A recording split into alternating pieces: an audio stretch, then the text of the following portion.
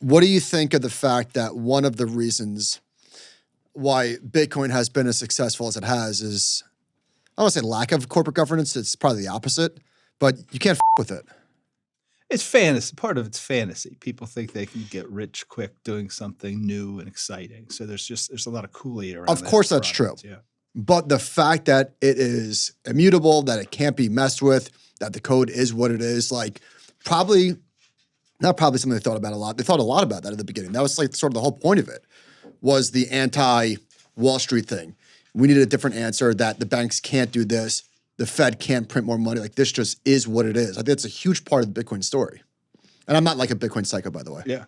No, that's certainly a big part of the engineering and the appeal. But there are a lot of challenges in that space. You know, security is one thing, right? You also have to have some actual value. There has to be some utility, and it's not always obvious. It's early. And then it's early. Another few decades, we might find a use for it. Maybe beyond speculation. The other real danger there, guys, is the state actors and terrorists and extortionists, you know, who are doing cyber invasion.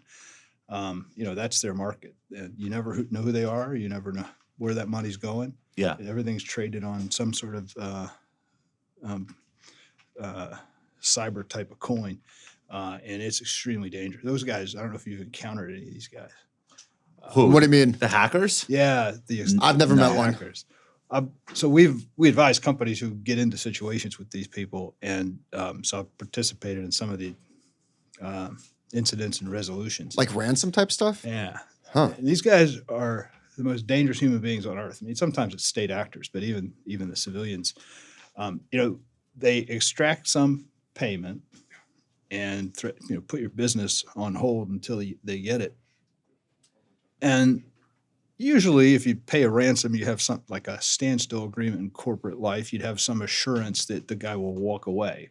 Well, there's no particular assurance with these threat actors because you can't sue them for breaching the standstill agreement. Yeah. So honor amongst thieves is like what you have to count on. Exactly. And they take that to a high level. First, they tell you two things. First, look, we'll show you exactly how we got in to your system so you can fix it. And we will make a blood representation that if any of our people come back to you, we'll kill them. How do they just say it and you have to trust them? Oh, they have evidence of having done that too. Okay. It's a dangerous place. So these are amongst the most sophisticated criminals of all time. These are not like that's a word for it. Well, but I mean, so they're sophisticated enough to know that there's a better chance they'll get the payment if they make it seem as though they're civilized. It's like, look, we got you this time. So it's interesting. They're not lunatics. There's a methodology behind what they're doing. Oh, if that's what you mean by sophisticated, for sure. That's what I mean. It's but I would just call them dangerous. They're just evil. Well, the Bitcoin people would say that this went on prior to Bitcoin. Maybe Bitcoin makes it easier to do it in an untraceable way. Yeah. But there have been kidnappings for 100,000 years. It's not. Yeah. You know, it's. And if Bitcoin went away tomorrow, there would be a hack the next day. Yeah. So. Yeah, I'm not recommending banning crypto. I don't really have a strong position one way or the other, but I think it's interesting. It was a spontaneous market that developed, and to the point about governance, maybe if there was some governance around it, it would improve. But I don't have any great insights onto it. There's an SEC requirement now for public companies within a certain amount of hours to report any breach that they judge to be, I guess, what's the word they use? What is it? Material. Okay. So somebody said, well, what constitutes material? My answer is, how about just f***ing report it? Like, that's a good point, Josh. Are you kidding me?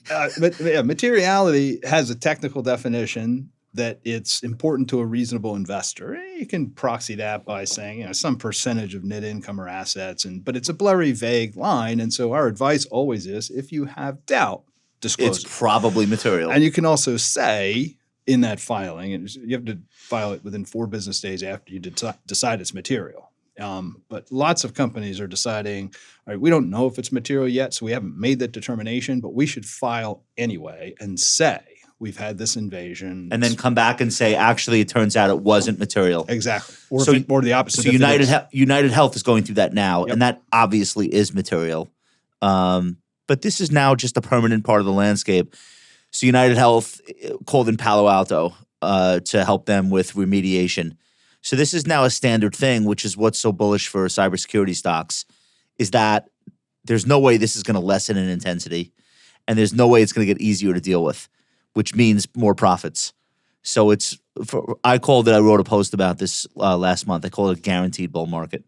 Doesn't mean all the stocks will keep going up, but is a guaranteed amount of work that needs to be done. First, these companies send in their SWAT team. Let's stop the breach. And then, I mean, you probably know more about this than I do, but then it's like, all right, we stopped the breach. Now let's assess the damage. Okay, now let's plan for how we make sure this never happens again. And of course, the hackers are already working on the new version of what they're going to do anyway. So it's almost like a nonstop guarantee that you're going to have to keep paying these companies to stay involved in your tech situation. Yeah, I mean, it's all hands on deck when the CISO or the security department detects some unauthorized actor. They got to probe it and see what's really going on, see if they can stop it, fix it, see if it's worse, and then start reporting it up the chain. And if it's encrypting significant amount of data, personal data, customer data, and that kind of thing, they might have to take some serious actions, like taking systems off the internet and things like that. I feel like credit card companies have gotten a lot better at protecting consumers. I was at the Apple Store yesterday. I swiped my card. Nope. Chase called me right away. Is this you? Yes, it's me. Yeah. Like that used to not exist. Yeah, I think it is a cat and mouse game. I think both sides are getting more sophisticated. Two-factor more authentication was a huge.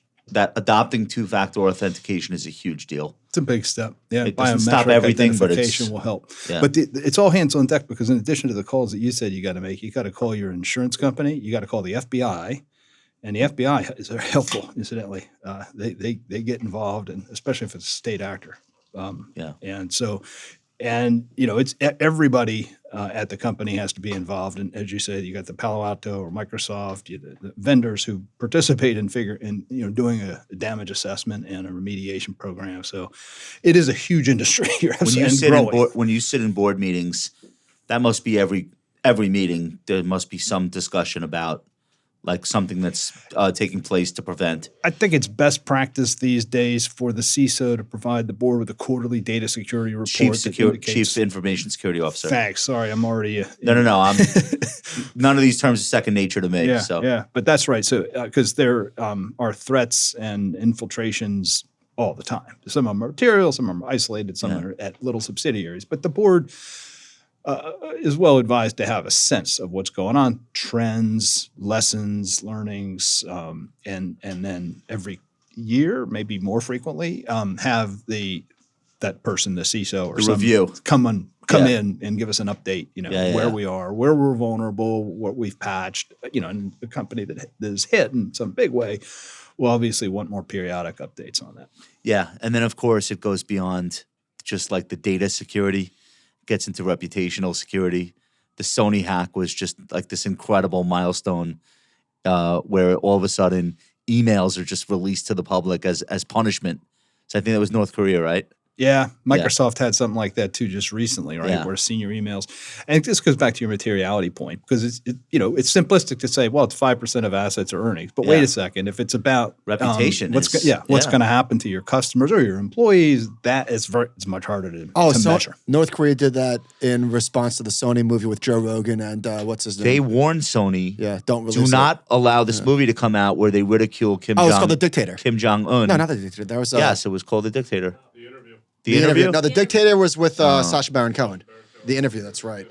The interview, so that was James Franco and Seth Rogen. Yeah. And I never ended up seeing it. It wasn't good. I was afraid of North Korea. No, I just never. I never. Are we rock and rolling? All right. All right. All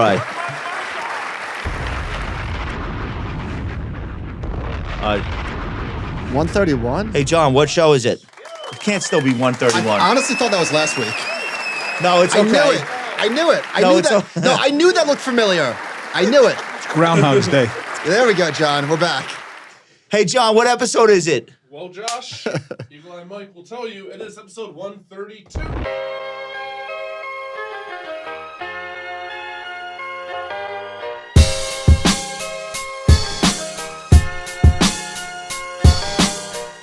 Today's show is brought to you by Public. Most of the time when we're talking about Public, we're talking about how unbelievably, incredibly easy and joyous, is that a word? Joyful it is to buy U.S. Treasuries. Just boom, click, click, clack, done. Now, they've unleashed, rolled out options trading to the world with a twist. What's the twist? The twist is that they are sharing literally 50% of the options revenue directly with you, the customer. That's pretty cool. So you know exactly how much they're making because you're getting half of it. Public is literally giving you half of it. So Okay. it's a more transparent approach to options with no fees, and you get something back on every single trade. Go to public.com and activate options trading by March 31st to lock in your lifetime rebate. This is paid for by Public Investing. Must activate options account by March 31st for revenue share. Options not suitable for all investors and carry significant risk. Full disclosures and podcast description. U.S. members only. All right, ladies and gentlemen, welcome to the hottest investing podcast on planet Earth. My name is Downtown Josh Brown. I'm here, as always, with my co-host, Michael Batnick. Michael, say hello to the folks. Hello, folks. With us today, John is in the house, Duncan, Nicole, Sean is here, Rob is here. Everybody's here. Thank you guys so much for being here. We have a very special guest, impeccably timed guest. And this was not done deliberately. It's just one of those signs that I get from the universe that I am on the right track. Like the frequencies are right because this just worked out so perfectly. Lawrence Cunningham, I call you Larry, but Yes, sir. Lawrence Larry. Cunningham, Yep. officially. Lawrence Cunningham has written several books, including The Essays of Warren Buffett, Lessons for Corporate America, a collection of Warren's famous shareholder letters. Larry is also a director and board member on several boards, including Markel and Constellation Software. He's also a prolific commentator on shareholder issues, corporate governance, boards of directors, all of, in my view, some of the more interesting topics that we don't cover enough on shows like these, but that affect all shareholders and all people involved in the financial markets. Larry's work has been featured on the covers of Financial History. You wrote something about Munger recently, which we're going to talk about. Directors and boards on about ESG. You've got a story on the top page at Market Watch this week about Warren Buffett's latest letter. How many books have you published in total? 6? It's embarrassing, Josh. 21. No, you didn't. Yeah, 6 good ones. The other 15. Only 6 worth reading, guys. I will give you those 6 later in the show. I want to start with this. I want to have you react to this. This is one of the coolest things that I've seen in a very long time. I'm going to play something.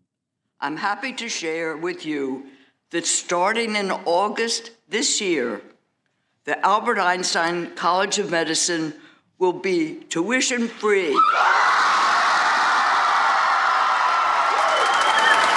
Oh, that's that.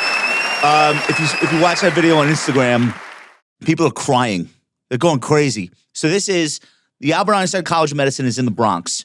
And if you're going to medical school in the Bronx and you're going to serve that community or you come from that community, this is a really big deal. Tell us a little bit about what Ruth did and how we got here. Where did she get the money from and what's the backstory?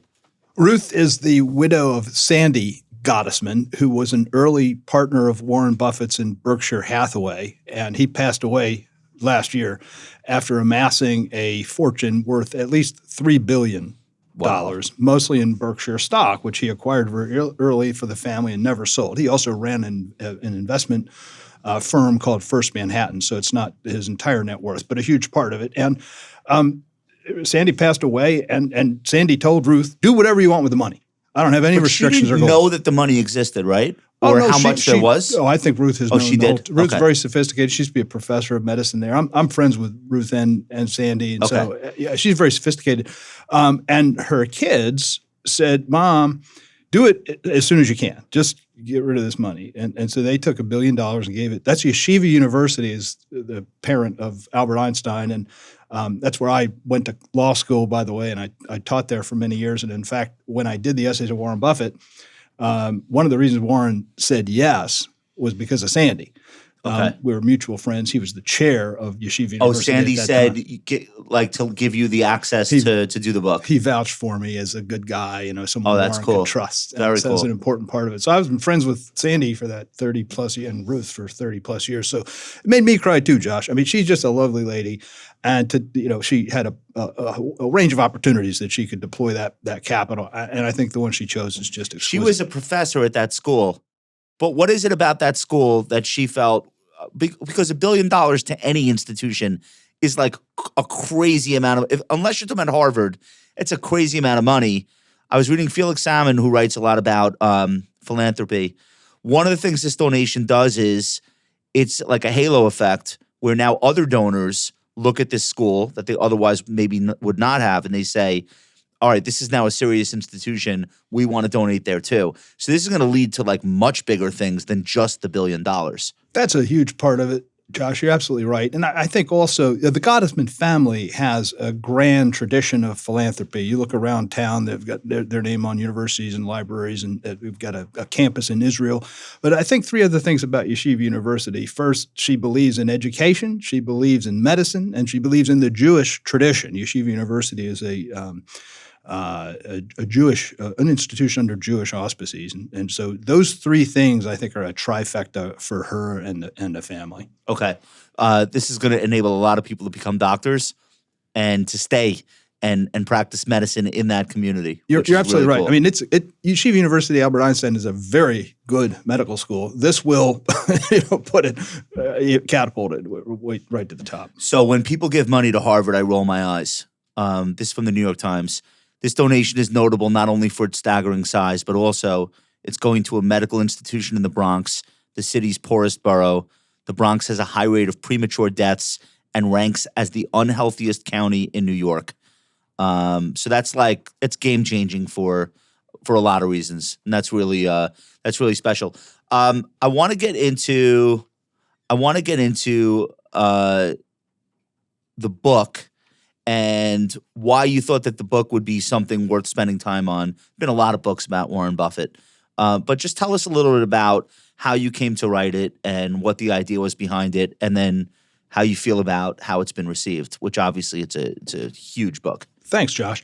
I was running the corporate governance program at Yeshiva University's law school. And part of that job was to conduct high-powered research with high impact and great visibility. And so I had done some things of modest significance. And then I began reading Warren Buffett's letters, which most people probably think about as investment knowledge. And surely it is. But he had blinding insights on governance, on CEOs, incentives, board structures, conflicts, and M&A, accounting, just on and on and on. I thought, that's a conference. And he was certainly famous and certain. He's not the household name he is today, but he's still pretty well known. So it would be a big splash. And when I told my colleagues and friends about it, they said, sounds great. How are you going to get Warren to come? It would only really work if he came. I said, I don't know. I'll just ask a few friends. So Sandy was one of the people I asked. And I also asked my dean, who had another friend who knew Warren well. What year was this? 1995. And so through that network of friends, I outlined a proposal, made it to Warren's desk. And then just a quick joke here, Josh. I was this is in the old days. This is before cell phones and emails and stuff like that. So you used to communicate using a telephone and an answering machine. So I was at work all day. I came home at 6 o'clock. I put my answering machine on. I get a message saying, oh, hey, Larry, this is Warren Buffett. I got your proposal. I was like, is this Dave? Is this some friend, making fun of me? And it was him. He gave me his number and I called him. He said, I like this idea. He had a couple of questions. So, let's figure out how to do this.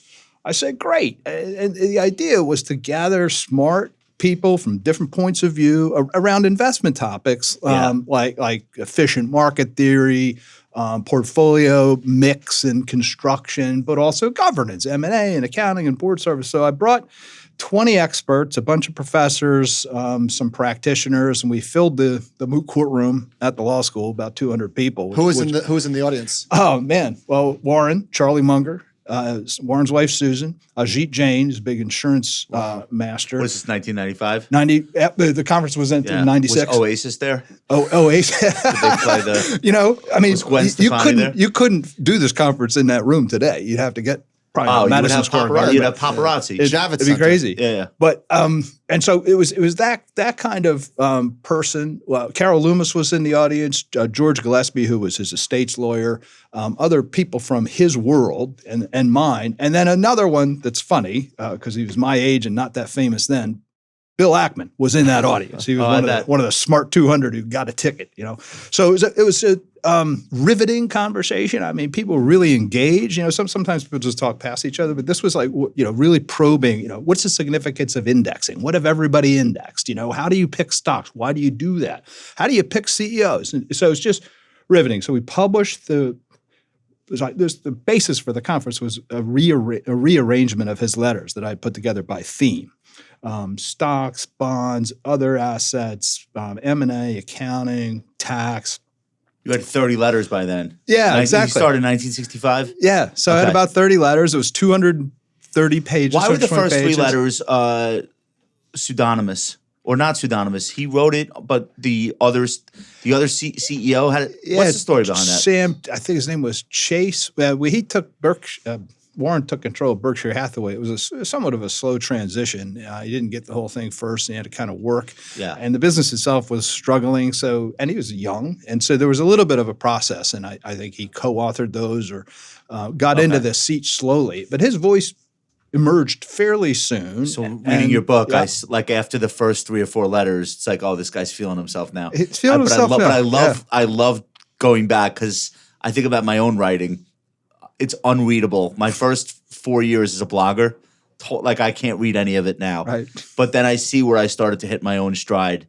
I think that happens for every writer. I'm sure you agree. Absolutely. So it happened for Warren Buffett. And it even too. happened for Warren. It happened for Warren and Josh Brown. I see you have 30. So you have a history of 30 letters. Yeah. So it was an instant hit. I didn't expect this either, but also in the audience was a reporter from Forbes magazine, which it was at that time it was the premier finance business magazine, and its office happened to be right across the street. Was it Jason's wife? That's what I was going to say. It wasn't Jason, although I met Jason through this too. It was I'm forgetting his name. He's not a super famous fellow. Sorry, but he came across the street and what's going on here? I saw. Well, here's what we're doing. Yeah. So he sat in. And about a month later, they did a profile of the event, the book, and a picture of me, not Warren.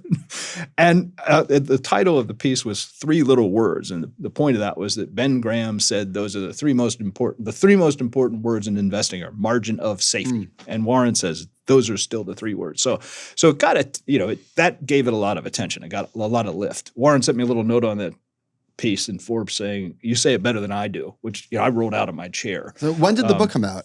97. Okay. Yeah, so it's been in 8 editions. So it's now almost. So the success of the conference, somebody said, this is a book? And you were like, of course it's a book? Warren actually said it because I just put it together. I still have the a black heat tape document and that was 120 pages. I put it on the table.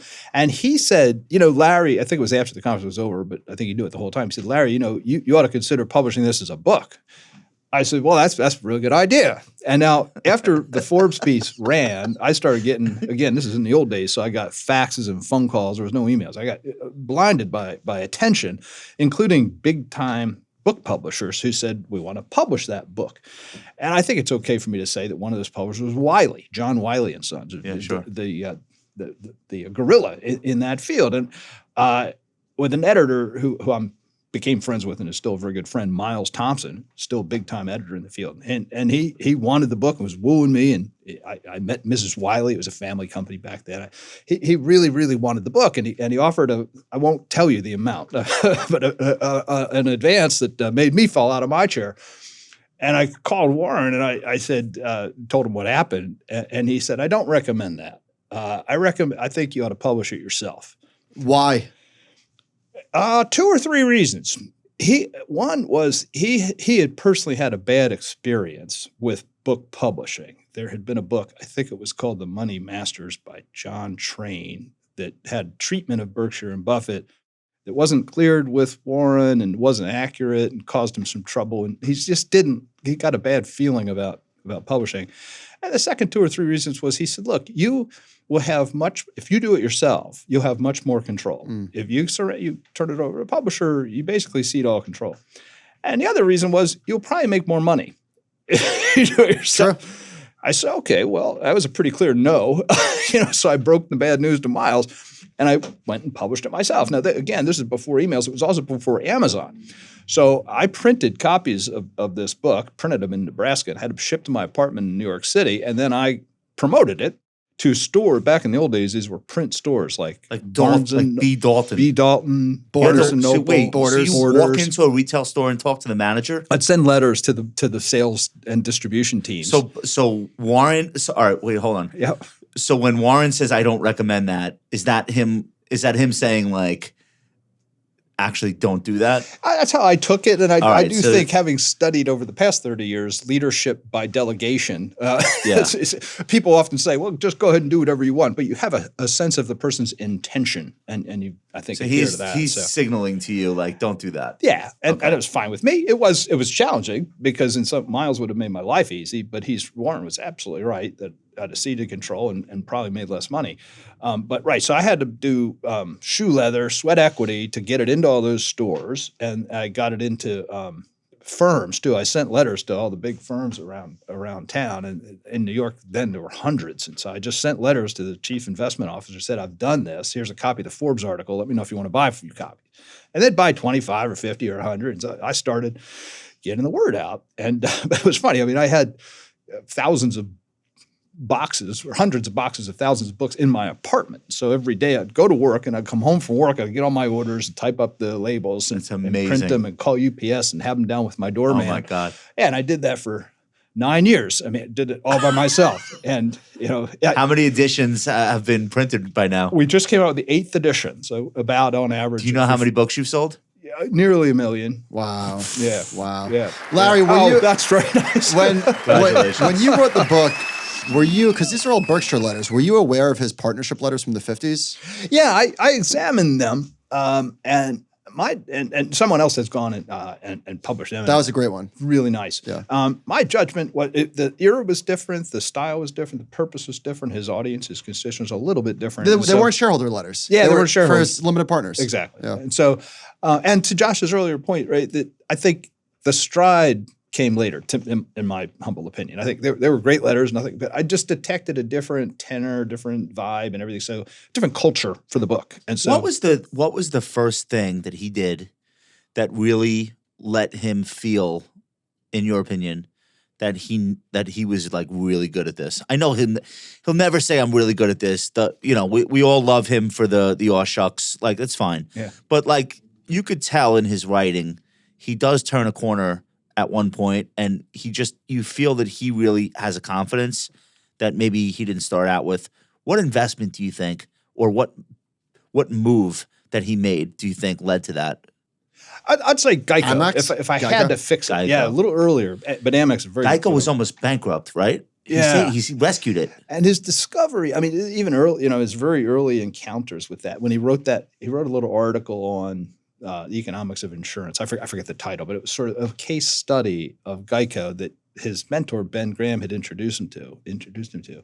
And I think as he wrote that, he began to discover that he had the analytical inclination to study a balance sheet and think about things like moats. And so I think it was that. But in another version of the answer, Josh, I think he kept discovering and kept learning. Like there are hundreds I'm sure it's cumulative. corners. Yeah. Was the Amex the early 70s? Yeah. And that was an opportunistic purchase. They had been embroiled in some bit of a scandal. I think it's called the salad oil scandal. Yeah. And so it's a great brand, and it's got a huge runway, and there's nothing, the economics are solid.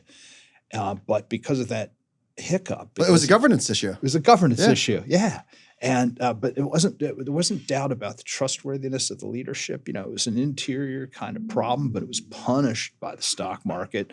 And Warren noticed this disconnect between the value of that company and the price it was trading at. So he seized upon it. And that was notable too, because that was really almost a pure Warren play. The Geico bit, had a lot to do with Ben Graham. Another turning point a lot of people like to point to is the See's Candies investment in 1972 that Charlie Munger had a lot to do with. So all those guys deserve credit, but Buffett is an exemplar, and I think the Amex is a very good example of that.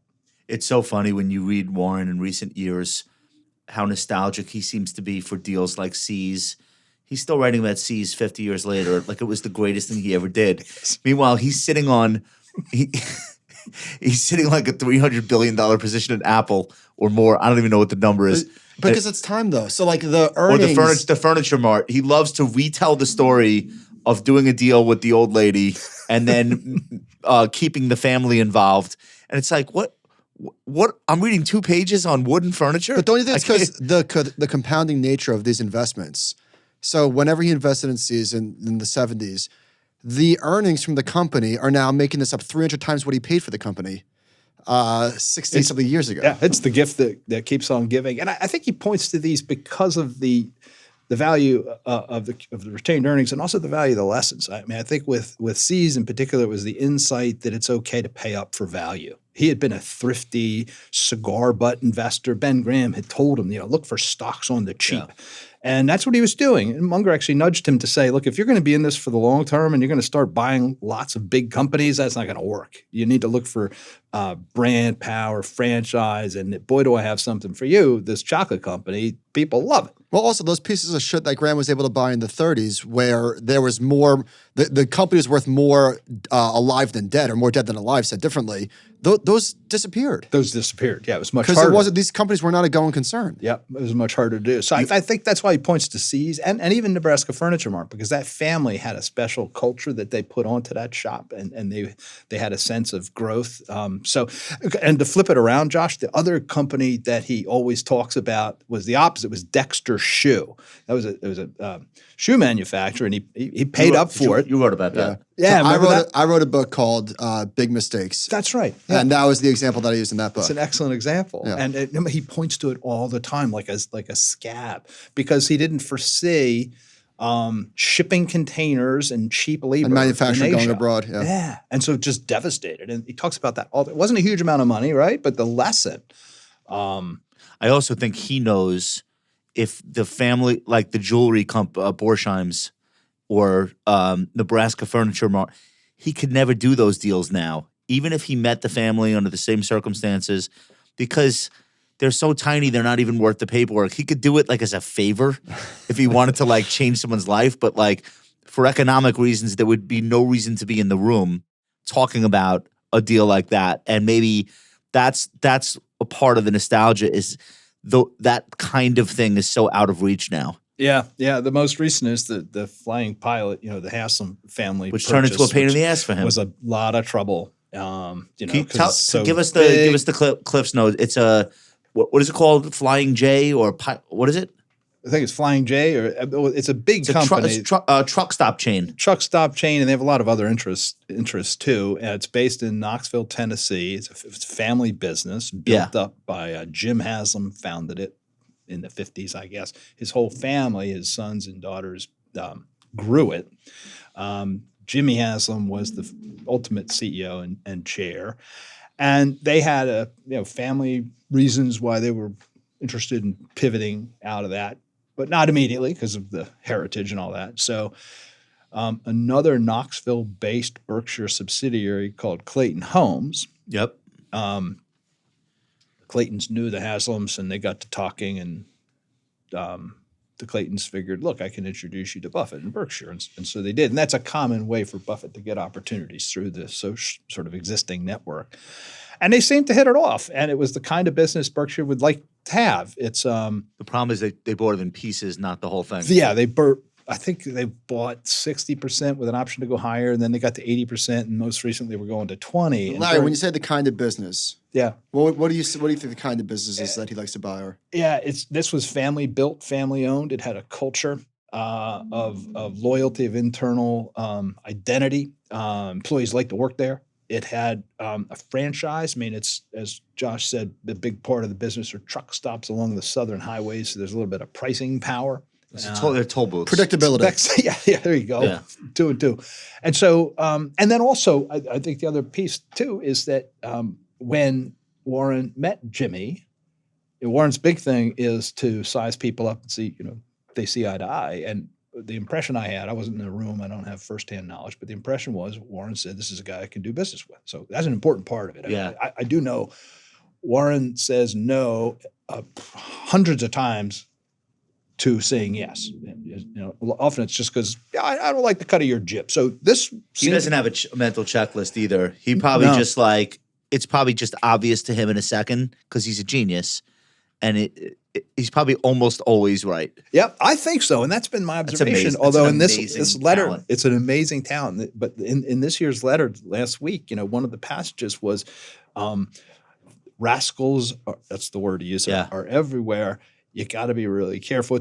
I think he said it's been one of the biggest challenges in my business life, and he's always understating himself. I mean, I think he's been amazingly good at discerning. You think that's in reference to the lawsuit with the Flying J thing? I don't. I can't say. But obviously, that relationship deteriorated, and it's. What was the problem? The family doesn't like the final price for the rest of the business. It seemed to be, the surface disagreement was about interpreting the contract's accounting, valuation provisions. Whether Berkshire was allowed to use push-down accounting, so reduce earnings, or leave the depreciation rates the way they are, so they'd be higher. And a big tussle about that. I assume people fight about accounting all the time, so to have this land up in court and on the front pages, I think something else was going on. It's interesting because so famously he hates all that like accounting jargon, right? Like, what are the operating earnings? Enough with the nonsense. Well, no, this is the problem though with buying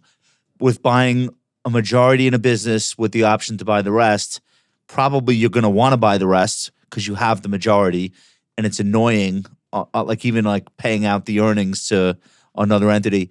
Minority interests are that's a great point, Josh. Minority interests are always tricky. Berkshire prefers not to do it. I think they've done it 7 times out of 70 acquisitions. The other 6, I think, went reasonably well, and they did it. The family needed to do that for estate planning or tax or transition, so he kind of went along with it. Dairy Queen was one. Shaw Industries was one. The Israeli metal company was another. I think all those went reasonably well. So this was an odd one.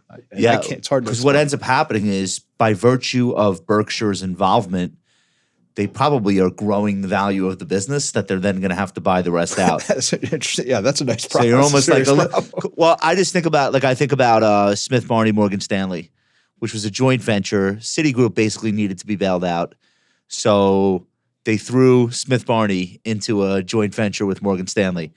Morgan Stanley had, I think, the majority from the beginning, and then this understanding that they could buy another tranche and then they could buy the whole thing.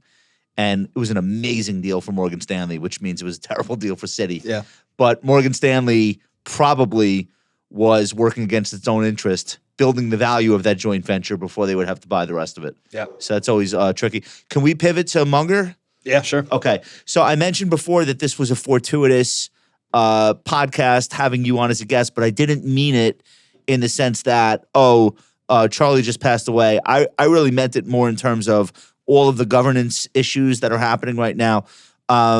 This is like one of those things where I think he was one of the most extraordinary Americans who has ever lived, but you would know better than I would. That's my impression. I'm like a massive Munger fan. I've read everything. Overrated. Yeah. I'm just kidding. Yeah. No, I think he was right up. He's right up there with Ben Franklin.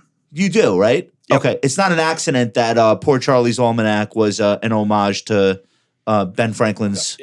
Peter Kaufman, the editor, deliberately chose that, and I think Charlie appreciated it, and that was one of the reasons he supported it. So absolutely. I mean, just in several different ways, Charlie is like Ben, and so Ben Franklin was Charlie's idol. He had a bust statue of and what do they have in common? One of the things is they were super smart and better. They were super interested in all kinds of subjects. Curiosity and passionate learners, lifelong learners, and so, Ben Franklin, he's an advisor to all those founding fathers and the presidents and stuff. That he's a diplomat, he's an inventor, he's a translator, he's a publisher. He phenomenal interest in science. And Munger was a little like that. He read deeply, philosophy, economics. Architect. He was an architect, designed buildings. And it was a philanthropist, was interested in science. Lawyer. He was a very good lawyer, founded a law firm that is one of the other than mine, with top law firm. but Decent investor. Great yeah. I mean, just a minute, right? So there you go. Polymaths, right? They were really good at lots of different things. He's a polymath. Yeah. Polymath is a really good word for it. There aren't that many of them, especially today. I think there might have been more. They're the best writers. If they're decipherable, like Umberto Eco, like if you're reading a decipherable polymath, it's such a pleasure because of how many things they reference and pull into, all the analogies and metaphors. Munger didn't write a lot, did he? I don't know if I ever read it. Munger spoke more than he wrote, I think. But yes, he did.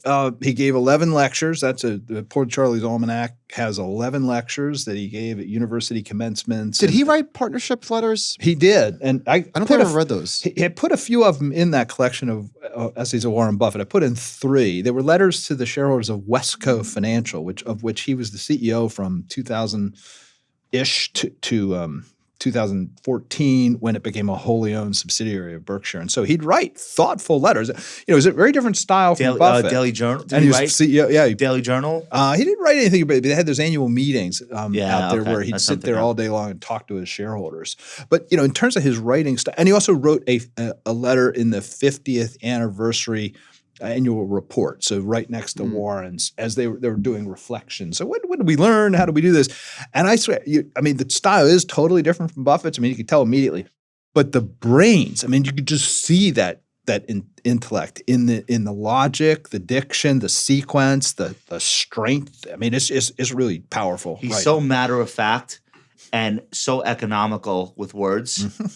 One of my favorite things about the Berkshire meetings since they started putting them on the internet, because I never got to go, which I'm not thrilled with myself.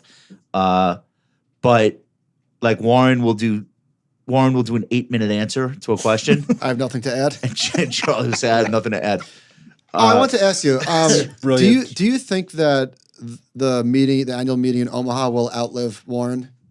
I do. My wife and I wrote a book about that. Our prediction. What's it called? Berkshire Beyond Buffett? Yeah. And then the one I did that one. The one I did with her is called The Warren Buffett Shareholder. And it's all about that meeting, why people go, what do they learn? And a big part of what happens now is relationship building, meeting other people, creating opportunities, networking. And so some of that will retreat, but there are enough participants and I don't know, just fellow thinkers, smart. It's there. It's Lollapalooza. It's a pilgrimage. It's a pilgrimage. So I think it'll be different. We were gonna go pandemic year. Remember that? I was supposed to go and I don't want to get into it. My wife found out it was on the weekend.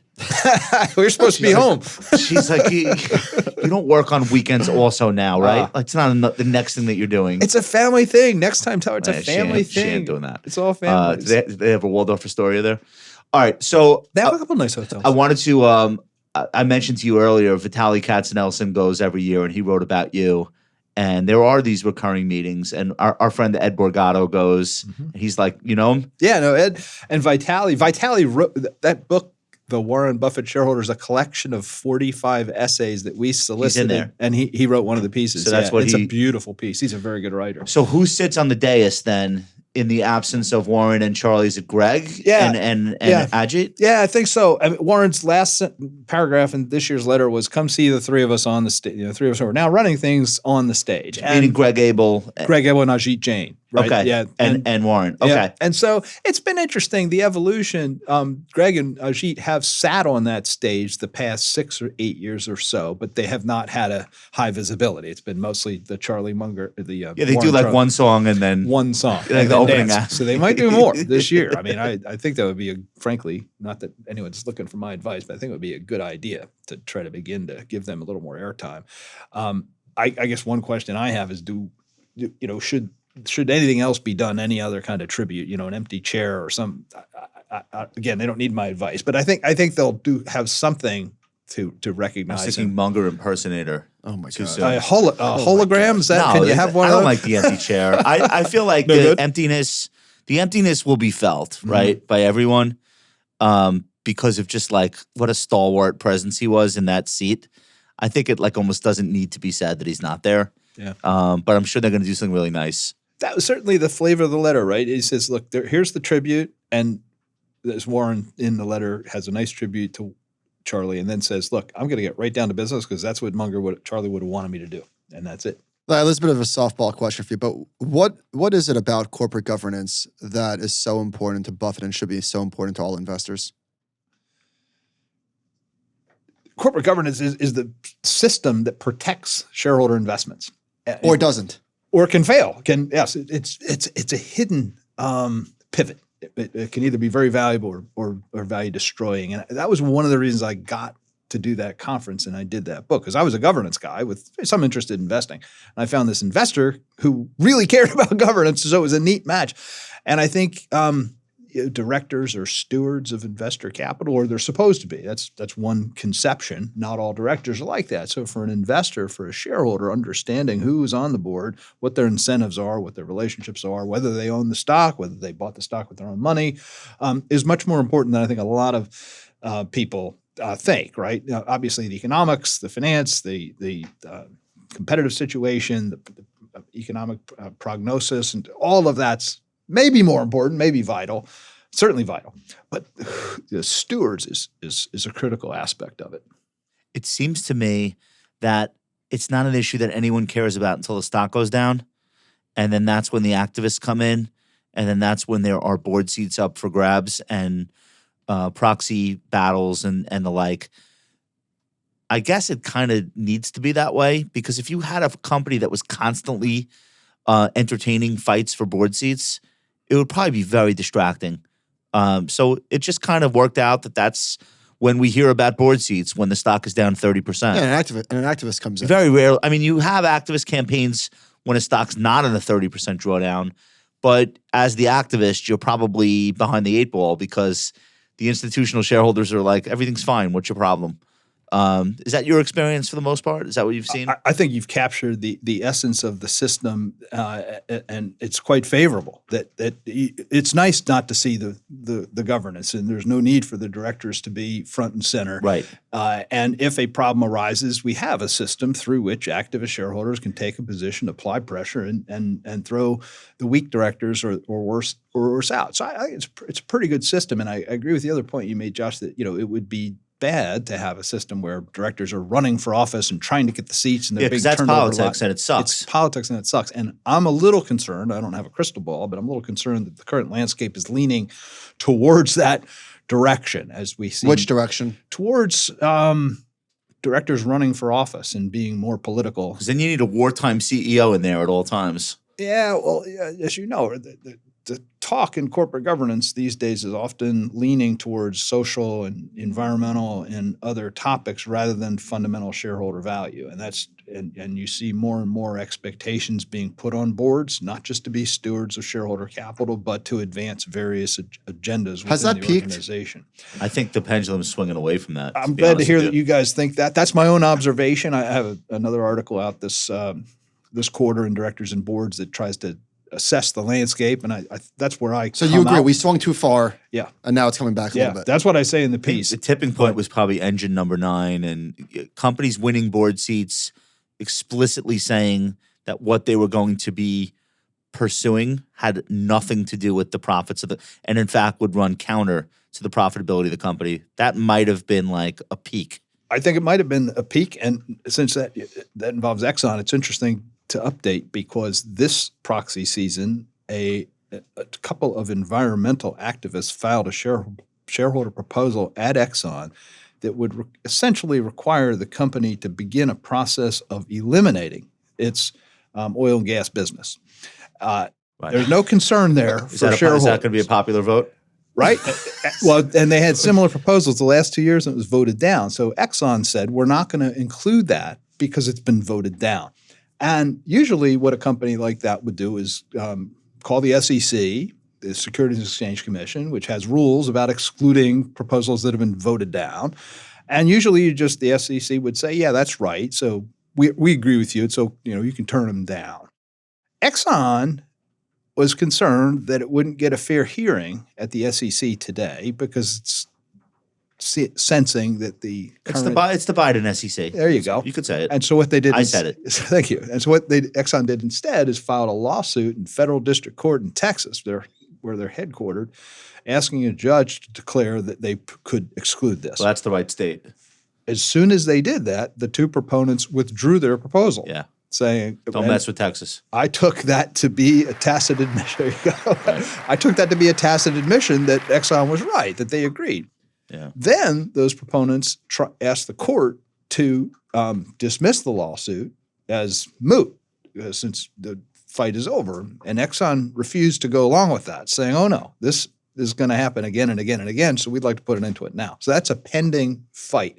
So I think you guys are right that the pendulum, we had a tipping point and the pendulum is going the other way, but there's still a lot of strength and momentum to contend with. And do you think that, I'm sure there's been quantitative analysis of companies where a lack of turnover in the directors has led to either a premium or outperformance of the stock price. Do you think that companies with the steady corporate governance or good corporate governance trade at a premium? Yeah, there are a lot of studies. It's hard. It's somewhat intractable topic. Econometric studies. There's so many different variables. Not just tenure, but age or history with the company, prior position. So there's work around this, and I think my own opinion is that every director should be evaluated individually. And there are some directors who are great at 60, 70, 80, and 90 years old, including Charlie Munger or Warren Buffett. And others start to falter and lose touch and become just not relevant to their industry or their company. They can't contribute value anymore. And that might even happen at 60. So there's a trade-off, or you have to look at each individual and evaluate their strengths. In terms of tenure or duration, I think there's a lot of value to the experience of serving on a board and seeing a company go through lots of cycles and lots of growth. So the directors who have been around for 15, 20, 25 years add enormous value. On the other hand, it's good to get fresh perspectives on things and younger people in there. So I think to have a balance. I'm curious to hear your take on this. So the board of directors serves the shareholders, right? So it's the shareholders ultimately that are judging the board members and the directors. With the growth of indexing, now it's such a large portion of the assets. How has that impacted the dynamic of board members? It's an excellent question. You're absolutely right. The shareholders elect the directors. Directors owe fiduciary duties to the company and its shareholders. And usually, if shareholders are picking those directors, I'd defer to whatever they have to say. With index funds, the basic business model is to buy every stock in the index, and without incurring any costs. And so you charge very low fees. You don't have the resources to evaluate every director or every board. And so instead of looking to see how good this fellow is, how long he's been there, how old he is, they have guidelines, generic general principles that say things like we vote against people who are over 80, or we vote against people who've been there 10 years, or we vote in favor of people who have diversity, or we vote against the chairs of nomination committees whose boards don't have 30% women, or and on and on. They've got lists of things. So it's quantitative. And generic, and what algorithmic or without judgment. But do they also rely to some extent on Glass Lewis and the proxy advisories? Yes, and I think when those two firms, Institutional Shareholder Services, ISS and Glass Lewis, when they came on the scene, their value proposition was, we'll do that homework for the indexing community, and I think for many years they did, but they face the same problem that they can't charge large fees either. Their clients are index funds which don't have large fees. And they're a top 10 shareholder at every company at this point. Yeah, the BlackRock, State Vanguard, Street, and Vanguard, 6-8% each, and so 20% for a company. They have a lot of power. It's extraordinary. I mean, this is another challenge I think that we're going to face in corporate governance, just how much weight those firms ought to have. And they're starting to recognize that too. Instead of voting for everyone, they're trying to pass through the vote to their beneficiaries, to their investors. Yeah. But it's a great challenge. And so I do think you're right that the system is designed so that people can look at a person and a position and a performance in a very specific way. But when you're managing trillions of dollars for very little fee, you just don't have the resources to do that. So the default has been these guidelines, and they're error prone. Well, not all of the indexers act the same and Larry Fink was very vocal on ESG issues, specifically with regard to climate. I think on the ESG front, I don't think anyone would say it's a negative that we've gotten the representation of women on boards significantly higher. I think that's one thing that's been accomplished that doesn't get enough attention. And, there are people that if it's 48% women, will just never be happy until, But I think for the most part, there's been huge progress, and ESG as a theme has been part of that progress. But then I think that too is kind of in reverse now, or on the run, along with a lot of other identity political things. And now it appears that the indexers are walking back, not just indexers, the asset managers are walking back some of the climate commitments that they made during the pandemic when everyone was home and in a rage about everything. So they made promises, and now for different reasons, they're saying, all right, maybe we didn't mean what we said, or we meant it in a different way. What are we to make of what's happening there, do you think? That's a great outline, Josh. And I do think you're right that a lot of progress on gender diversification of boards and racial and ethnic diversity of boards has occurred, and it's still going on. I mean, before 2000, there were not that many boards of S&P 500 companies that had a woman on it.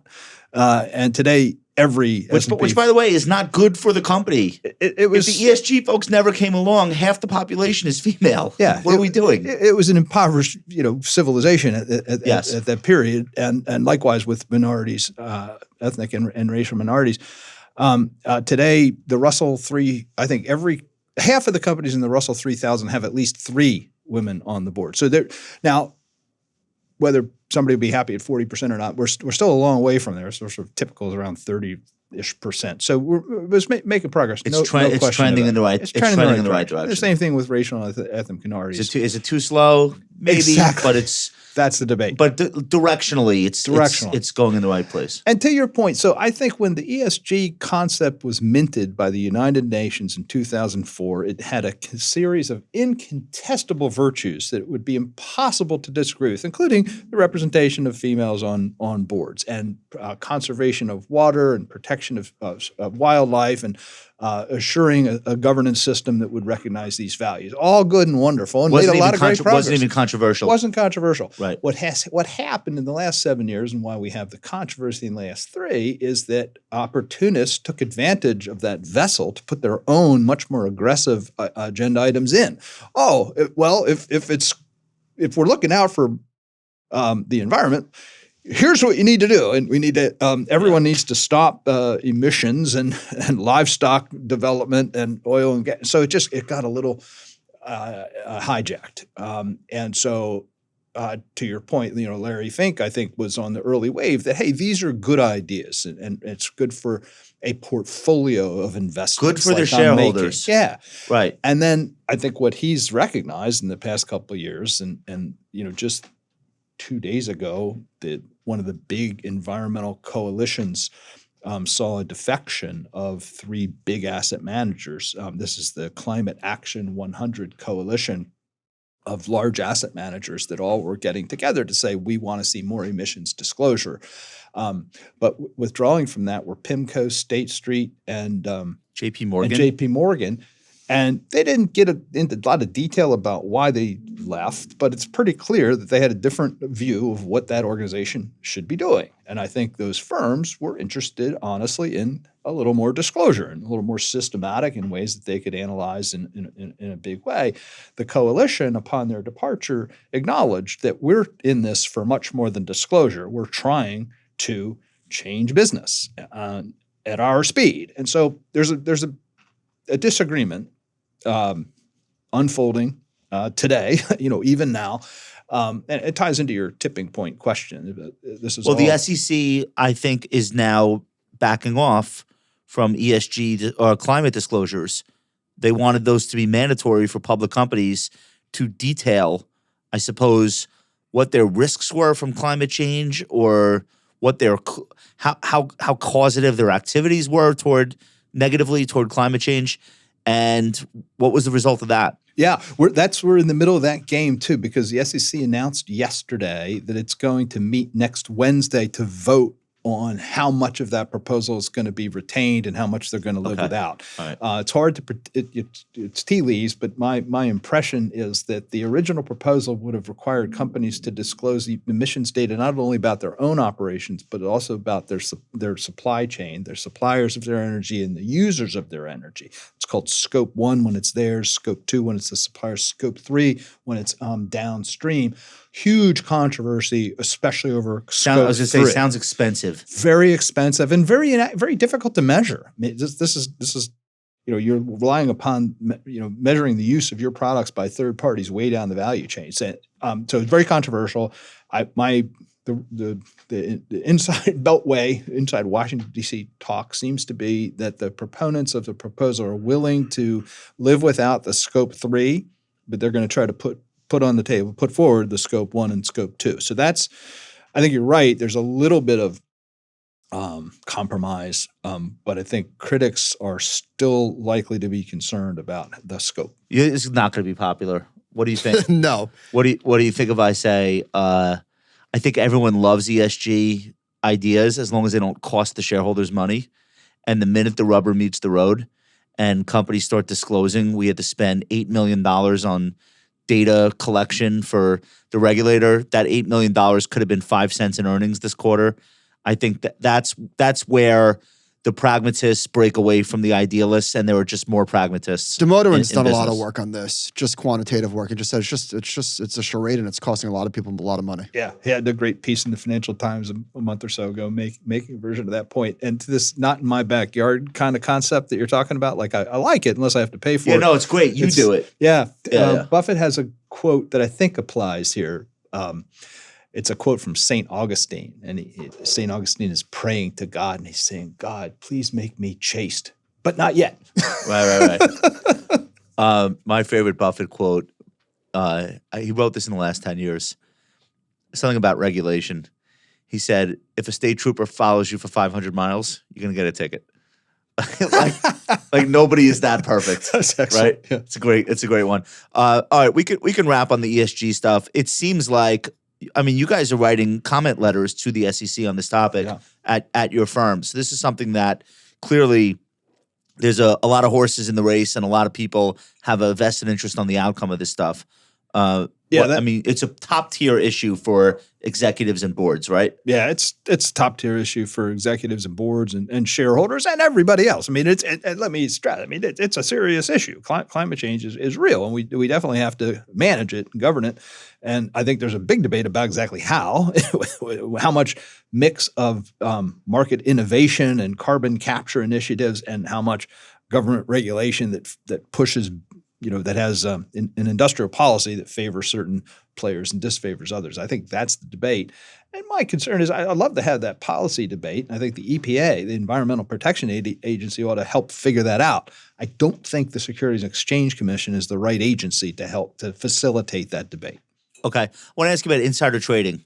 You for it or against it? Yeah, how often are you doing it? This was a really interesting story that came about over the last month. This is the Wall Street Journal. An executive bought a rival's stock. The SEC says that's insider trading. So it's shadow insider trading. Let me set this up for you. Biotech executive Matthew Panawat bought options on another drug company stock and earned a windfall of $120,000. The Securities and Exchange Commission now says he committed insider trading even though he didn't buy his employer's stock and didn't have information about the company he bet on. As soon as I read this, I said, this has definitely been going on for 100 years. Because if you're an insider at a company, you definitely know things that are going on at one of your closer competitors. In this case, it's science. So you probably talk to other scientists, and you have a pretty good sense of how they feel about their company's drug or whatever. How do you police this? It seems like they want to set the standard and use the courts to make this a new version of insider trading. And I understand why we don't want this in society. I'm kind of shocked this hasn't, there's not a law in the books about this. That's how you establish law is you sue someone and win. So, right? Yeah, my sense is this is a long shot case. I mean, one of the problems with insider trading as a law is it's not defined anywhere. Congress never said securities fraud. Yeah, it's within this very There is no law about insider trading. amorphous thing. Oh, yeah, really? There's no Yes. express law It's about the- it. what it's a securities fraud suit. Huh. I Yeah, didn't know so that. it's this idea that you're not permitted to misuse your position to take confidential information and use it it's for a your form own of gain. it's a form of fraud. Yeah, and the SEC developed that on its own as a, and the states had done that too. It's not just the SEC. But as the SEC is the policeman on the beat, and so it likes to flex its muscles, and so it tends to push the limits of the law. And the opposing force are the courts that will rein it in if it gets too far. And that's how the current law of insider trading has been developed. So by SEC suing and courts sort of shaping it. And the current judicial standard, the court standard, is called the misappropriation theory, which basically means theft. So if you're working for a company, you owe that company the duty of confidentiality. You're not allowed to steal that information, take it home with you, and you're not allowed to steal it and trade on it. So that's the judicial boundaries. Lawyers advising companies have a similar duty to keep things confidential, so they're not allowed to trade on it either. And just to keep it tidy, those insiders are not allowed to tell their neighbors and friends. The neighbors and friends trading on that stolen information are committing fraud too. But that's about the scope of it. So to this approach to say you're an employee of this company, but because you're working there, you're learning about a rival, you're learning about an industry, you're learning about a product, you're not allowed to trade in that zone, that penumbra, is a reach. It's never been tested. I think it's a long shot. I think the SEC is reaching. I think my prediction is that a court would not sustain this, not uphold their reach. And to Josh's point that's laws are made by filing a suit, winning a case. But courts are very careful about that kind of innovation. They're very careful to make sure that people know what the law is. They don't want to be in a landmark decision. Yeah, the judge is not looking for that when he wakes up in the morning. There's this great Latin phrase, ex post facto laws. We're not in our Constitution and our history says you can't punish people by making a law after they did something. Well, here's their case. The SEC says 2 facts about Panawat's trading show it was illegal. First, his employer, Medivation, had a policy that forbade trading other companies' shares when employees had material non-public information about Medivation. And second, Panawat traded on his work computer just 7 minutes after he allegedly learned that Pfizer would buy his company. So the guy is like obviously, like even if he's innocent of this, the guy is on the edge. But basically Pfizer is going to buy his company, and he says to himself, okay, what other stock will probably go up on that news? Like everyone would have that thought. Most people would not go into that's their— hilarious. Bro, okay, hold on. His purchase of Insight's the other company. Insight Options netted $120,000. He sold some of the contracts just days before buying them. He sold others weeks later and lost money on those, but still earned a profit overall. He's a former Merrill Lynch investment banker. This is also relevant. His objection, why he thinks the case should be tossed. Pfizer's interest in Medivation wasn't a corporate secret because news about the possibility of a deal had leaked months earlier. A French drug maker, Sanofi, had also tried to buy Medivation. Your Honor, everybody knew. What he's saying, this thing was in play, man. Look at Seeking Alpha. I don't know.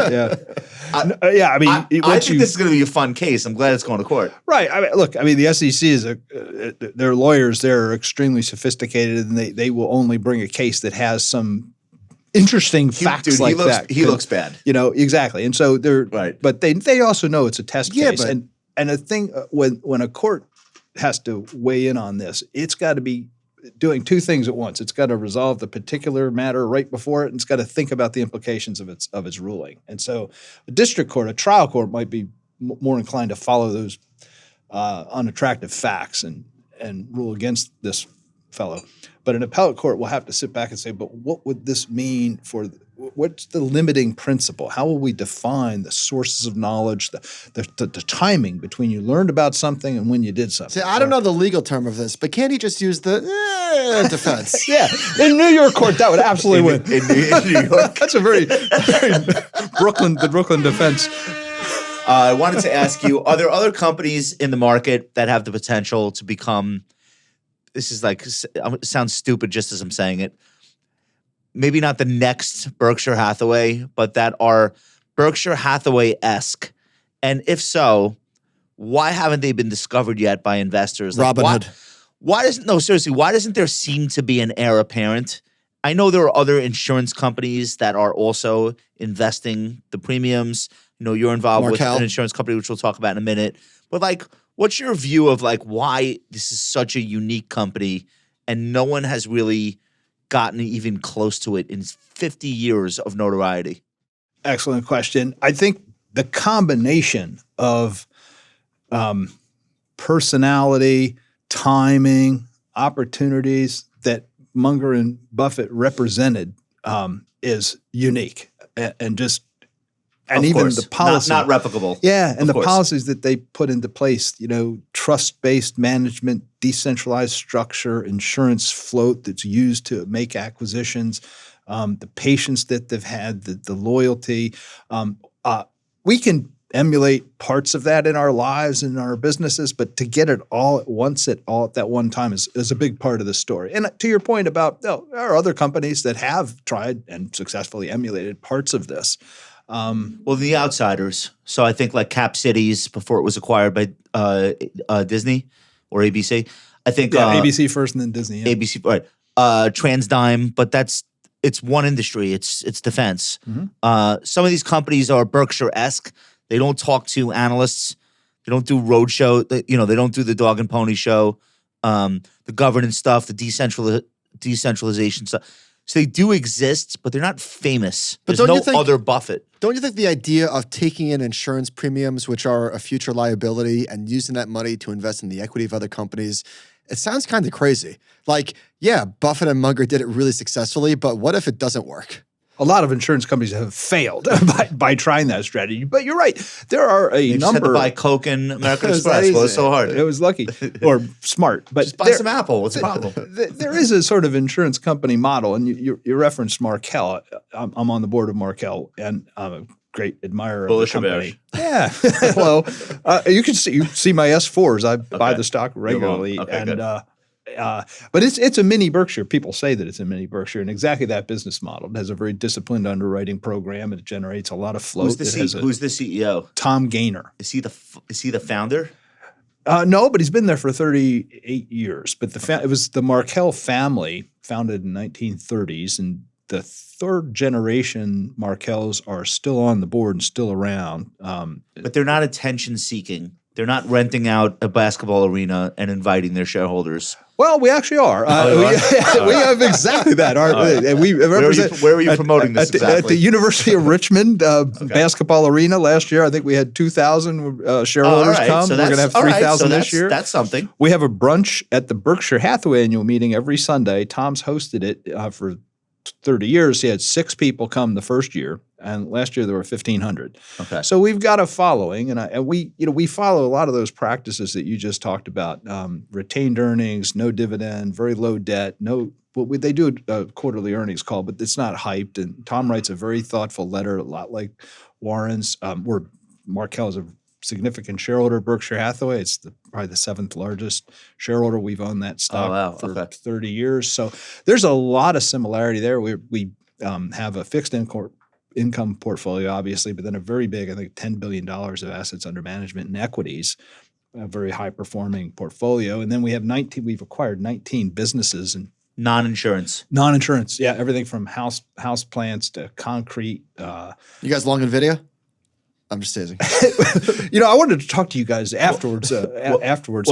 So like I remember Lucadia was deemed to be the next Berkshire Hathaway, and then they bought Jefferies, but adopted the Jefferies name, and Dick Handler runs that business. But it looks more like an investment bank than it looks like the kind of holding company that could one day be. Yeah. Washington Post was kind of like a she was a protege of his, and that sort of looked like but then that got bought. So it seems like none of these like ever get to the level where it's like, oh, we have a new Warren Buffett. Well, Washington Post then. By the way, anyone that says I'm the new Warren Buffett, you will usually lose money. Oh yeah, That was no Bill one. Ackman I at the think Chamath. Yeah. Yeah. you take the Washington Post interesting because then they sold the paper, but Graham Holdings continues to be very much a mini, and with the same prosperity. Where they bought TV networks and a learning educational business. Yeah, Kaplan. the family runs that?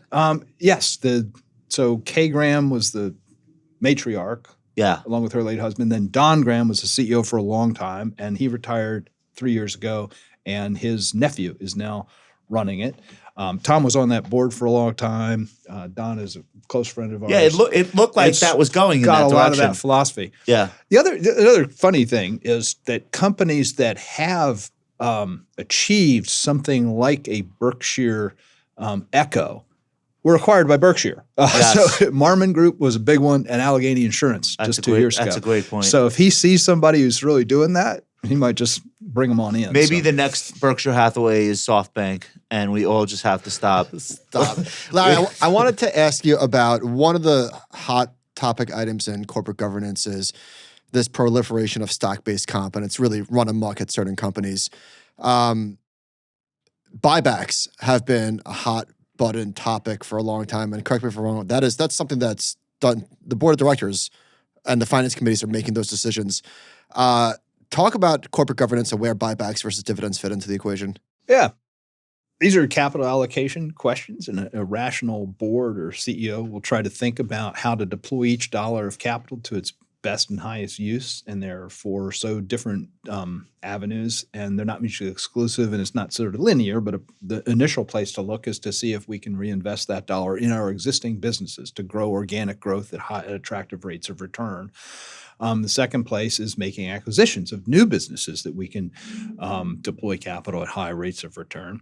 The third is to pay dividend to the shareholders. We don't have any other good ideas to pay dividends to the shareholders, and there's a whole bunch of complicated factors that go into that in terms of your shareholder base and its appetite, whether they like to have cash. Some of them do, especially the non-taxable holders are happy to receive some cash, and if they can deploy it at higher rates of return than the company, that's a good thing to do. You have to worry a little bit about stockholders who don't want that cash, either because they're taxable or they've got plenty of liquidity and just would rather not have it. And that leads to the fourth possibility, which is to buy your own stock back. And that was only attractive as an economic matter, as a rational matter, if your stock is trading below its intrinsic value. And if it is, that's a great way to deploy a dollar of capital because you're accreting value, you're increasing the value. Shrinking the float, bigger earnings to spread out over a smaller number of shares. Exactly. So increases the ownership share of each continuing shareholder. And that's particularly attractive for your taxable shareholders because they can decide if they want the liquidity, if they want to receive that dollar or not. So that's a very shareholder-friendly approach to capital allocation. So that's the framework. And done thoughtfully in that manner, it's the buybacks are perfectly legitimate, rational, friendly, good for the business. But if a board is authorizing buybacks at prices way above value, the company is destroying value. So that is an irrational use, and that's where I think you get into some of the controversy. Well, especially if they're doing it just to offset the dilution. Sterilized buybacks where they're issuing $100 million worth of stock-based compensation, and then they're doing a $100 million buyback. And that is nasty. To hold the float steady. That Right. looks gross. That's outside of this framework. Yeah, exactly. That's where the problem. It's a when you different framework. see those charts of stock. So a lot of companies are doing that, though. Tom Reiner at Altimeter has done really great work. So Lyft, for example, the company run rate dilution, it's 9%. We have this, John. Wayfair, it's 8%. I mean, it's crazy. Somebody else, RBC, did work looking at stock-based comp as a percentage of revenue. And Snowflake, These are all the tickers. Can we talk about Snap? It's the third biggest offender on here. Michael, what is the 8%? Just diluting the shit out of their shareholders. So I don't know if these numbers are completely accurate, but I read somewhere the company basically lost like $2 billion or more since it's been public and has paid out that same amount in stock-based comp. Company has never earned money in its lifetime. For the shareholders. Yeah. So the stock is below its IPO price. They've paid like $2 billion to themselves for running it. and they've basically done that via SBC. There's not even a buyback This there. is from RBC Capital Markets. Stock-based comp as a percentage of revenue, a 3-year average or since IPO. Snowflake, it's over 50%. I mean, these are massively dilutive numbers. And this is clearly not shareholder-friendly behavior. The other thing is almost every name on here is tech or tech adjacent. So it almost seems like it's cultural on the West Coast for, that type of payout to Well, it is. So employees. again, this guy, Tom Rader from Altimeter, non-tech, it's 0.5% annualized dilution. And that's been steady. That's basically what it is. Large cap tech is double that. And then internet and software, it's triple that. I mean, just massively. Now, there's reason for this, right? This is the mechanism through which they retain talent, attract talent, pay their employees. But my God, shareholders are taking it on the chin. I guess nobody cares as long as the stock's going up. Well, I'd like to get that culture to read the essays of Warren Buffett because he's got some excellent that capital allocation framework that I just described. Good luck. Can you make it as an NFT? Well, and the boards I'm on, we take and Berkshire's board, very different approach. We don't pay in stock options, and at Constellation Software, the board is paid in cash, and then we have to use the after-tax cash, 100% of it, to buy stock with our own money in the company. And then we have to hold it for an average holding period of, I think it's 5 years. And then we just tend to keep holding it that way. So we never get into these kind of situations. Well, this game worked on the way up when the companies were growing and when the market rewarded growth because they were reinvesting. A lot of them didn't have positive free cash flow, and this is the way to compensate their employees. Now on the way down, it just looks horrendous. A lot of this was papered over by the fact of rising share prices. Yeah. Yeah. Now I like to look. Going back to your other question about looking at a board or looking at corporate governance, I like to see leadership, and it could go down to the executive ranks too. I like to see stock ownership, but I really like to see it bought with their own money. Was Constellation Brands in your book, dear shareholder? Constellation Software. Yeah, we feature in my book Margin of Trust and in a couple books, Margin of Trust. Remember I wrote all those books? Yeah. But I feature Constellation Shareholder. But I read one of your books 2 summers ago, and I thought it was Dear Shareholder. Yeah. Okay. Yeah, it was all the letters to These shareholders. are letters. So what you did was you curated the best insights from the CEOs at 11 or 12 companies. Prem Watsa was in there from Fairfax, and I thought Constellation was in there. Yeah, that's with where Mark I first Leonard. learned of it. Yep. So it's Canadian or Toronto traded? Yeah, Toronto-based. And what are they doing? They're like very, very niche verticals within software, like car dealership operations software, things that like nobody would even think about. And then they own a constellation of them. Yep, exactly. It was all business to business, so consumers wouldn't have heard of it. It's not a household brand name. But Mark Leonard founded the company 25 years ago on the thesis that each of these little businesses would have their own moats, their own competitive advantages, because they're working inside a particular industry and inside a particular company and helping that company manage mission-critical parts of their business, very high value to the company, sticky, high switching costs. A lot of expertise and the economics of these businesses, while they're all in different industries, cars, parking, justice, libraries, museums, aviation, we're in everything, every industry, 1,000. But the economics of the software business is the same, so that we have a lot of base rates and ratios and best practices that work in every industry and every geography. So we've got this enormous – so he started doing 25 years ago. We've now made 1,000 acquisitions. Oh, my God. In 80 different countries. And we've got learnings from all of them. It's a very highly decentralized, autonomous business So when organization. you buy one of these, you leave the people in place. Try to, yeah. If possible, and just say, do what you do, but now there's more money behind you if you need it. Yep. And a lot of knowledge, there's yeah. best practices, and that's what a lot of people do. Say, there's a small, say you're working in a high tech industry in Tel Aviv in Israel. You got 40 guys, a lot of really smart people. You're doing well. You've got good clients. You're building and building, but you're just sort of at a breaking point. You don't really know how to get bigger. You don't really know what to do next.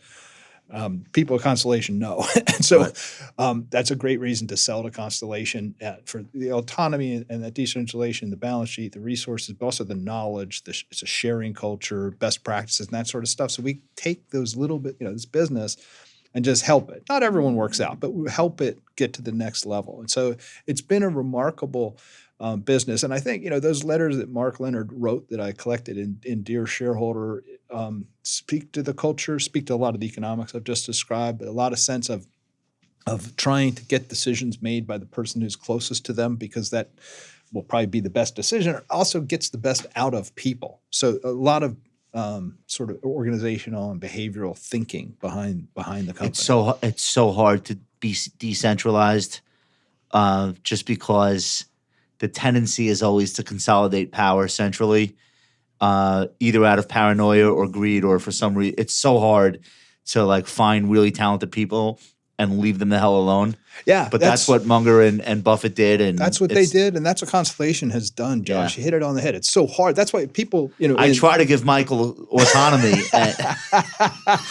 But I think what Mark Leonard was able to do, and this is why it's so hard to replicate Berkshire, is you have to figure out some mechanism to produce trust so that you're able to delegate. And I think there are a lot of features at Constellation that enable doing it, but one of them is the similarity of the economics in all the different industries. So we have base case and ratios that work in every language, in every civilization, and every culture. And so when a manager comes in and says, you can't do that for auto supply in Brazil, we say, well, let's talk through this. And so it's a system where, if a person consistently fails to improve the ratios, we have, managers will talk to them, so it's not like you're just, good, do whatever you want. It's if you meet these basic requirements, you can do anything you want, but you do have to meet the basic requirements. Now that's a lot harder at a place like Berkshire because the economics of candy and freight are completely different. So he needs a different toolkit, but the need to have a device that assures that trust and so that you can rely on the autonomy is the biggest challenge. So that was part one. And we will be back after a break. We'll do another 2 hours with Larry Cunningham. Did you have fun on the show? Yes? I love it. This is great. I would keep you here all day if I could, but I won't. I just appreciate all your insight and spending this time with us. And we're huge fans of your books. And you seem to have a really fascinating, fun life. You seem to, I don't know, I feel like you wake up, you deal with smart people all day long. Yeah. You have responsibilities, you have real work to do, but it seems like you're, right? It's been pretty cool, yeah. Doesn't that describe you guys too? It's we are so lucky. 90% of the time, 90%, I think so. Yeah, I think so. Yeah. My job is only 10%. Thank you, Larry. Thank you. It's been amazing. Thank you very much. We always end the show with favorites. And we ask people to share something that they're reading or watching or listening to, or something that the audience might not know about. So I'd love to hear what you do when you're not serving on boards and reading and writing. Well, I think one of the books I'm reading right now, I do read a lot, but not necessarily in this, but is the biography or autobiography by Jim Mattis. He's the general. The former general, and I think he was Secretary of Defense in the What's Trump it called? Is that Shoe Dog? No, I'm just kidding. Yeah, it's called, Phil Knight's book is brilliant too. It's called Dear Shareholder. It's yes. Go out right now. Get it. It's a funny name. It's called Call Sign Chaos, and that's his call sign back in the Marines. And they gave him that. So Call Sign Chaos on his radio transmission. This chaos, and they gave him that name. He's a great leader, a revered figure, and it's a phenomenal book. His nickname is Mad Dog. His nickname is Mad Dog, and he helped win Operation Desert Storm. He was he is an amazing leader, and he's also really nice and cool, and his troops love him and all that stuff, and they make fun of him, and that's all good. And chaos it stands for, does the commander have another outstanding idea? Commander have another outstanding idea. Chaos. Because he'd come up with ideas. So, what do you guys think about this? And they'd be like, that's the dumbest thing I ever heard. Okay. And so one day when they were what about this? They were all talking about him, like, what the hell is this? It's the dumbest idea. And he had chaos written up there. And he's like, oh, okay, you don't like that idea? So they gave him the nickname the call that's sign fun. chaos. But that's it's a great. The best thing about the book, it's interesting because it's about the military, it's about combat and leadership, and then about leading from a desk and setting strategy. So it covers the range of context in which you have to think about leadership. And what he does all the time, it's page after page almost, is that he wants to delegate. He wants to get decision making made down at the lowest possible level. I mean, you picture, you're marching up to Baghdad, being shot at. Your front leaders can't be calling back to ask you what we should do now. So he leads that way. And what he says is, I formulate my intent, and I make it clear what my intent is, and then the troops figure out how to execute. They interpret the intent so to my make intent, decisions. my intent might be cut off the enemy lines on the west. And then the colonel, the sergeant has to go out and figure out, should we blow up that bridge? Should we get that brigade? How should we do this? And that's up to them. That's how me and Nicole work together. No, I swear to God. Like, Nicole knows what the intent is. There you go. And then for her, it's like, by any means necessary. I said, listen, Larry Cunningham needs to be on the show. I don't care what you have to do. Make decisions. Is that why that happened? Okay. She's amazing. This is her second year with us. It's great. Her second year with us. Unbelievable. Excellent. Unbelievable. Shout out to Nicole. Well, you love that book, Josh. And I think I'm not a great. So I've been put into a leadership position. I think I have some leadership qualities. Then I think I have some very anti-leadership qualities. I don't know if that's going to change. I'm 47 years old, but I do read a lot of books about leadership. So I'm definitely going to look for that. Excellent. Appreciate it. Hey, Michael, you have a favorite for us this week? I listened to Bill Ackman with Lex Friedman. I told you would like it. Lex Friedman isn't. No, I did. All right, thank you. I thought that Bill Ackman came off fairly well. Lex Friedman is an interesting interviewer. It's pure monotone. What do you mean, Michael? I mean, how did he? I don't get it. How did he do it? It's monotone. It's magic. It's. Are you familiar with Lex Friedman? I know what you're talking about. It's just one tone. Anyway, I thought that was worthwhile. Shogun on Hulu. You watched it? I did. I didn't get to it yet. It's pretty spectacular. I'm really excited about it. It's like big, right? The scope It's huge. of it. It's huge. It Yeah. like feels like Game of Thrones, I heard. It's gonna be epic. Okay. There's a lot in Japanese with subtitles? Yeah. Okay. I watch these whole things with subtitles now. That's like a very millennial or Gen Z thing. I watch everything with subtitles. Yeah, I just like automatically subtitles on. Except for sports. Everything but sports. Okay. Big TV show guy or not really? I'm watching things. I'm trying to learn Spanish, so I watch them in Spanish with English subtitles. You watch Narcos? It kind of helps. Yeah, seen that. Yeah. That's the best. All right. The Regime is coming from HBO. This looks like it's going to be their next big prestige show. I think it's Kate Winslet playing the chancellor of a Central European dictatorship. And she's amazing. And I think it's the people from Succession are behind the show. So it seems like it has a lot of good ingredients. All right. My favorite is Kyle Bass got ratioed into the Stone Age for sending a very ill-advised tweet. People send tweets my way or I see them in articles. I'm not really like on Twitter actively. This looks like it was a lot of fun, though. So this is no disrespect to Kyle Bass. This is a hedge fund manager who goes and stays in the Carlisle Hotel and then tweets the room service bill. Looking for other people to be as outraged as he is, or maybe looking for sympathy. I don't know. It's a $90 breakfast. The orange juice is $14. The Diet Coke is $8, which, by the way, Diet Coke for breakfast is interesting. $26 waffle, $12 bacon, $9 cover charge. Not sure what that's for. $10 gratuity, $6 tax. Gets us to $85. It's an $85 breakfast. So he brilliantly takes a picture of the receipt, tweets it, and it's now like the meme of the week. Just like I don't know. I kind of miss that aspect of Twitter where people just like martyr themselves and become like the. Did you see any of these responses? I couldn't. It was so outrageous. Dan Loeb chose to reply. He said, "Try intermittent fasting and you'll save money and glucose spikes." Like everybody, when you look at the responses, it's a who's who of financial industry people. When you say stupid shit and hijack it for political reasons, you get both sides. Doesn't matter where you just get destroyed, as you should. Yeah.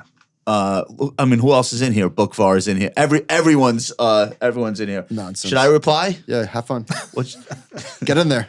how Mix are it the up. How are the waffles? All right, Larry, thank you so much for being on the show today. We want to tell people where they can follow you or get more of your insights. I know you're writing for, I guess it's an industry trade, boards and directors. Yeah, but I think the best place, you were talking about Twitter. I prefer LinkedIn. Yeah, me too. And I do a lot of stuff there. So you're great that's on the you're great best on way. LinkedIn. And how often are you contributing columns to Market Watch?